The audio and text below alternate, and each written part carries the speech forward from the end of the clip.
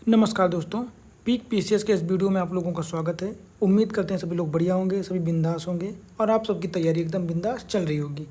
तो daily practice की series का अगला वीडियो हो जाएगा ये हमारा इतिहास का, ठीक है, भारतीय इतिहास, और ये लेक्चर नंबर 26 हो जाएगा। अगर हम बात करें तो इसमें एंशियंट हिस्ट्री, मेडिवल हिस्ट्री और मॉडर्न हिस्ट्री, ठीक है, ये तीनों के तीनों हिस्ट्रीज को शामिल किया गया है, ठीक है, उससे क्वेश्चन लिए गए हैं। तो देख लेते हैं बिना किसी देरी के हमारे प्रश्न आज के। अगर बात करें पहला प्रश्न जो कि करंट अफेयर से जुड़ा है, क्या हो जाएगा कि 2026 में यूनेस्को वर्ल्ड हेरिटेज लिस्ट में शामिल कौन भारतीय स्थल सारनाथ, ठीक है, सारनाथ की बात की गई है। सारनाथ किस ऐतिहासिक घटना से विशेष रूप से जुड़ा हुआ है? सारनाथ क्यों फेमस है? तो सारनाथ इसलिए फेमस है क्योंकि यहाँ पे सबसे पहले सारनाथ की बात करें तो ये वाराणसी डिस्ट्रिक्ट में पड़ता है, उत्तर प्रदेश में, ठीक है, वाराणसी उत्तर प्रदेश। अगर बात करें सारनाथ का प्राचीन नाम तो इसको हम लोग क्या बोलते हैं? मृगदाव, मृगदाव, या फिर क्या बोलते हैं? ऋषि पत्तन बोलते हैं, ऋषि पत्तन हो जाएगा, ठीक है। तो ये सारी चीज़ें आप ध्यान रखेंगे। और बुद्ध का जो यहाँ पे पहला उपदेश था, प्रथम उपदेश, ठीक है, इसको क्या नाम दिया गया? धर्म चक्र प्रवर्तन, ठीक है, धर्म चक्र प्रवर्तन, ठीक है, ये भी ध्यान रखना। बात करें सारनाथ क्यों फेमस है, और यहाँ पे क्योंकि अशोक ने यहाँ पर बहुत सारे स्तूप, किसने? अशोक ने यहाँ पर स्तूप और स्तंभ बनवाए हैं, ठीक है, बहुत सारे स्तंभ बनवाए हैं, क्योंकि अशोक इसके सबसे बड़े संरक्षक थे, ठीक है, किसके? बौद्ध धर्म के संरक्षक। किसके थे? बौद्ध धर्म के बहुत बड़े संरक्षक थे ये अशोक जी, ठीक है। अगर बात करें बौद्ध धर्म के 4 प्रमुख तीर्थों में सारनाथ भी महत्वपूर्ण तीर्थ स्थल है, ठीक है। तो इसका आंसर क्या हो जाएगा कि ये बुद्ध का प्रथम उपदेश देने के लिए फेमस हो जाएगा, ठीक है, ये सारी चीज़ें। अगले प्रश्न की बात करें, क्या हो जाएगा कि प्रयागराज के कुंभ के ऐतिहासिक सांस्कृतिक संदर्भ में निम्नलिखित में से कौन सी नदी का संगम प्रमुख है? कौन सी नदी का संगम प्रमुख है? मतलब कहने का मतलब ये है कि प्रयागराज में जो नदियाँ आके मिलती हैं तो वो कौन कौन सी नदियाँ हो जाएंगी? तो कौन कौन सी आपकी? एक तो गंगा हो जाएगी, दूसरी यमुना हो जाएगी और तीसरी सरस्वती हो जाएगी, ठीक है, सरस्वती। ये जो है सरस्वती की बात करें तो ये मान्यता प्राप्त हो गई है, ये अदृश्य हो गई है हालांकि, ठीक है, पर वैज्ञानिक जो है इसको मान्यता प्राप्त करते हैं, ये मान्यता देते हैं। तो ये तीनों नदियों का संगम जो है हमको प्रयागराज में मिल जाता है, ठीक है, तो इसका ऑप्शन सी सही हो जाएगा। अगर बात करें प्राचीन नाम प्रयागराज का प्रयाग हो जाता है, और मुगल काल के टाइम इसको इलाहाबाद बोलते थे, इसलिए हम अभी भी इलाहाबाद और प्रयागराज दोनों बोलते हैं, ठीक है, ऐसा नहीं कि एक नाम खत्म हो गया है, तो इलाहाबाद प्रयागराज कुछ भी बोल सकते हैं। कुंभ की बात करें तो कुंभ भारत की प्रमुख धार्मिक सांस्कृतिक परंपराओं का महत्वपूर्ण रोल निभाता है और ये बहुत ही सांस्कृतिक परंपरा मानी जाती है, ठीक है। तो इसका आंसर हो जाएगा गंगा, यमुना और सरस्वती। अगले प्रश्न की बात कर लेते हैं कि 2026 में चर्चा में रहा अष्टधातु से संबंधित प्राचीन भारतीय कला मुख्यतः किससे संबंधित है, किससे जुड़ी है? तो ये धातु कला हो जाएगा, चित्रकला हो जाएगा, वास्तुकला हो जाएगा, या फिर सिक्का शास्त्र हो जाएगा, जिसको क्या बोलते हैं हम लोग? तो ये हो जाएगा धातु मूर्ति कला, ठीक है, अष्टधातु। इसमें क्या होता था कि इसमें 8 धातुएं मिलाकर, ठीक है, 8 धातुएं मिलाकर एक धातु बनाई जाती थी जिससे किसी भी मूर्ति को बनाया जाता था, ठीक है। तो 8 धातुओं का मिश्रण होता था। अगर बात करें तो प्राचीन और मध्यकाल में मूर्ति कला में इसका प्रयोग किया जाता था, काहे में? मूर्ति कला में, ठीक है। और अगर बात करें विशेष रूप से तो ये मूर्तियाँ जो होती थी कांस्य या धातु की परंपराओं के लिए बनाई जाती थी, ये परंपरा थी वहाँ पे, ठीक है। अगर बात करें कि इस प्रकार की प्रतिमाएं कहाँ से मिलती हैं तो दक्षिण भारत में चोल कांस्य प्रतिमाएं मिलती हैं। कौन सी? दक्षिण भारत से चोल साम्राज्य, ठीक है, चोल साम्राज्य की जो है वो कांस्य प्रतिमाएं मिलती हैं। कैसी? कांस्य प्रतिमाएं, ठीक है, ध्यान रखना। फिर अगला प्रश्न क्या हो जाएगा हमारा? अगला प्रश्न हो जाएगा चोल कांस्य मूर्तिकला में सर्वाधिक प्रसिद्ध प्रतिमा किसकी हो जाएगी? बुद्ध की, नटराजन की, महावीर की, अशोक की। तो ये नटराज हो जाएंगे, इनको नटराजन भी लिखा जाता है, ठीक है, नटराजन, ठीक है। तो ये ऑप्शन बी सही हो जाएगा। अगर बात करें चोल काल में नटराजा जो है, नटराजन सबसे ज़्यादा फेमस थे। अगर बात करें इस प्रकार की चोल कांस्य में मूर्तियाँ जो बनाई जाती थी वो कौन सी विधि से बनाई जाती थी? तो ये बनाई जाती थी लॉस्ट वैक्स पद्धति से, ठीक है, लॉस्ट वैक्स टेक्निक। इसको हम लोग क्या बोलते हैं? मधुच्छिष्ट विधि, ठीक है, विधि। इसमें क्या होता है कि मधुमक्खियों का जो मोम होता है, मोम का आवरण बना के फिर उसमें जो है एक मूर्ति मिट्टी की बनाते हैं, फिर उसको मोम में कन्वर्ट करते हैं, फिर उसके अंदर जो है मोम के अंदर ही जिस धातु की बनाई जाती है उस धातु को भर देते हैं और फिर मोम को पिघला देते हैं। मोम पिघल जाता है, फिर जो धातु बचती है वो मूर्ति के रूप में बन जाती है, ठीक है। तो ऐसे बनाई जाती है। अगर नटराज की बात करें तो शिव का कॉस्मिक डांस है नटराज।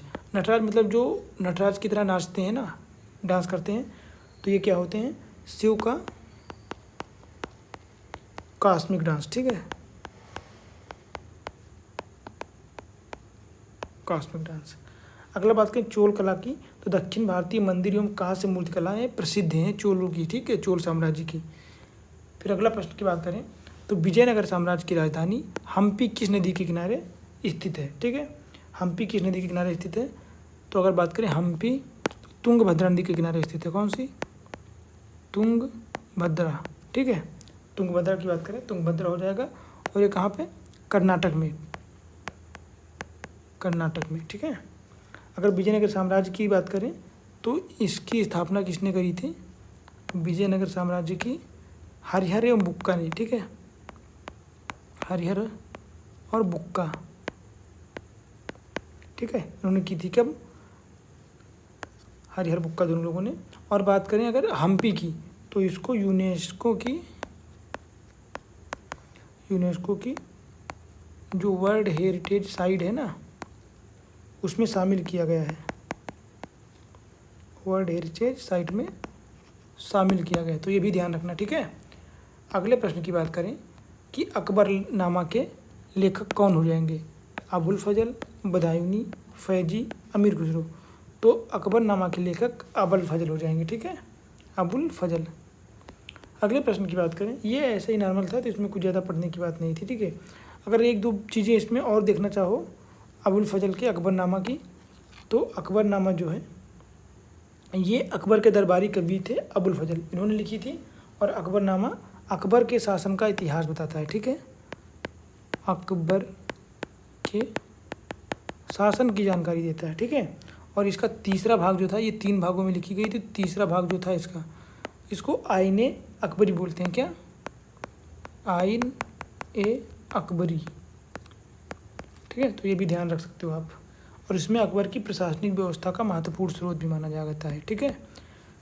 अगर बात करें मनसबदारी व्यवस्था को व्यवस्थित रूप से किस मुगल शासक ने विकसित किया है? तो ये बाबर हो जाएगा, हुमायूं हो जाएगा, अकबर हो जाएगा या फिर औरंगजेब हो जाएगा। तो इसका ऑप्शन हो जाएगा सी, अकबर, ठीक है, अकबर हो जाएगा। इन्होंने जो मनसबदारी व्यवस्था को विकसित किया है। इसमें क्या मनसब क्या होता है? मनसब, ठीक है। अगर मनसब की बात करें, मनसब क्या होता था? ये जो है जात या पद होता है, एक पद, ठीक है। मनसब एक पद या रैंक होता था। और ये जो इनकी जो प्रमुख श्रेणियाँ होती थी, प्रमुख श्रेणियाँ, वो 2 भागों में बटी थी। एक तो जात और दूसरे सवार, ठीक है। इनकी 3 श्रेणियाँ थी। एक में क्या था? जात और सवार बराबर थे, ठीक है। और एक में क्या था? जात सवार से ऊंचे थे, ठीक है। और एक में क्या थे? जात सवार के नीचे तो कभी नहीं होते हैं, ठीक है। तो जात सवार से एक में ऊपर होते हैं, एक में बराबर होते हैं, ठीक है। ये दोनों चीज़ें ध्यान रखना आप लोग। अगला क्या हो जाएगा? अगर बात करें मनसबदारी की, तो इसमें क्या होता था कि सैन्य एवं प्रशासनिक व्यवस्था का महत्वपूर्ण आधार माना जाता था। और जो ये पद जिसको दिया जाता था वो सारी देखभाल या सारी प्रशासनिक व्यवस्था को निभाता था, ठीक है, या उसके अंडर सारी चीज़ें होती थी। तो आजकल का इसको हम लोग डीएम जैसे बोलते हैं ना, डिस्ट्रिक्ट मजिस्ट्रेट या फिर कलेक्टर, तो उसकी व्यवस्था ये होती थी मनसब वाली, ठीक है, वो सारे काम करता था। अगला प्रश्न की बात करें तो क्या हो जाएगा हमारा, स्थायी बंदोबस्त, ठीक है, परमानेंट सेटलमेंट 1973 नहीं 1793, ठीक है, ये जो था किस गवर्नर जनरल के काल में लाया गया था। तो स्थायी बंदोबस्त की व्यवस्था की बात करें तो 1793 में किसके द्वारा, लॉर्ड कॉर्नवालिस, ठीक है, लॉर्ड कॉर्नवालिस के टाइम पे लाया गया था, ठीक है। अगर लॉर्ड कॉर्नवालिस की बात करें तो इसने कहाँ कहाँ पे लगाया था मुख्यतः इस व्यवस्था को, तो बंगाल मान लेते हैं, ठीक है, और बिहार हो जाएगा। ये बंगाल और बिहार के प्रांत में लगाया गया था मुख्यतः। इसके अलावा थोड़े थोड़े और भी थे, जैसे उड़ीसा हो गया या थोड़े आसपास के क्षेत्रों में भी लागू किया गया था, ठीक है। और इस व्यवस्था में मध्यस्थ कौन होता था, इसमें मध्यस्थ जो होता था वो जमींदार होता था, जमींदार, ठीक है। और बात करें भू राजस्व जो है ये स्थायी रूप से निर्धारित किया जाता था, ठीक है, पहले ही निर्धारित कर लिया जाता था कि इतना देना ही पड़ेगा, आपकी फसल कैसी भी हो, डजन मैटर, ठीक है। उद्देश्य क्या था कि नियमित राजस्व एवं जमींदारी वर्ग को मजबूत करना, ये इसका मुख्यतः उद्देश्य था, ठीक है।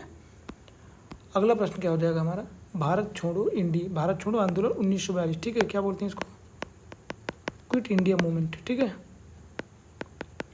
Quit India movement. इसमें प्रसिद्ध नारा करो या मरो, डू और डाई, किससे संबंधित है, सुभाष चंद्र बोस से, महात्मा गांधी से, जवाहरलाल नेहरू से या पटेल से, सरदार पटेल। तो अगर बात करें भारत छोड़ो आंदोलन, ठीक है, भारत छोड़ो आंदोलन की स्टार्टिंग कब की गई थी, क्विट इंडिया मूवमेंट, इसके बारे में बात करें तो ये 8 अगस्त 1942 को स्टार्ट किया गया था। कहाँ से, तो बम्बई से, ठीक है, जो कि कहाँ है, वर्तमान में महाराष्ट्र में है। अगर बात करें डू और डाई का नारा था गांधी जी ने, किसने दिया था, ठीक है, गांधी जी ने नारा दिया था करो या मरो, ठीक है।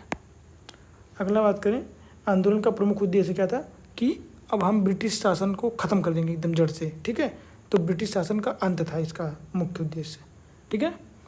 अगले प्रश्न की बात करें तो इल्बर्ट बिल विवाद जो कि 1883 में हुआ था, मुख्यतः किस मुद्दे से संबंधित था, भारतीयों को मताधिकार के लिए, भारतीय न्यायाधीशों द्वारा यूरोपीय लोगों पर मुकदमा चलाने की शक्ति, भू राजस्व में कमी, प्रेस की स्वतंत्रता।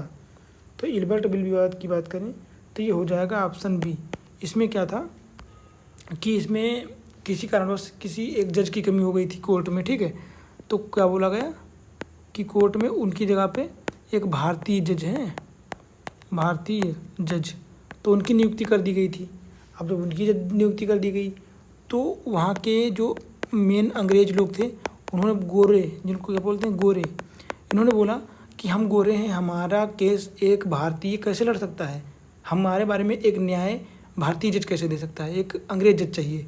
इस बात को लेकर जो है बवाल हो गया था। तो इसमें क्या था, भारतीय जिला मजिस्ट्रेट सेशन जज ने प्रस्ताव दिया गया था यूरोपीय ब्रिटिश नागरिकों के मामलों की सुनवाई कर सके, पर क्या हो गया, बाद में लफड़ा हो गया कि नहीं वो हमारी कैसे मुकदमे कर सकते हैं या कैसे केस पढ़ सकते हैं, देख सकते हैं, ठीक है, तो ये उससे संबंधित था, ठीक है।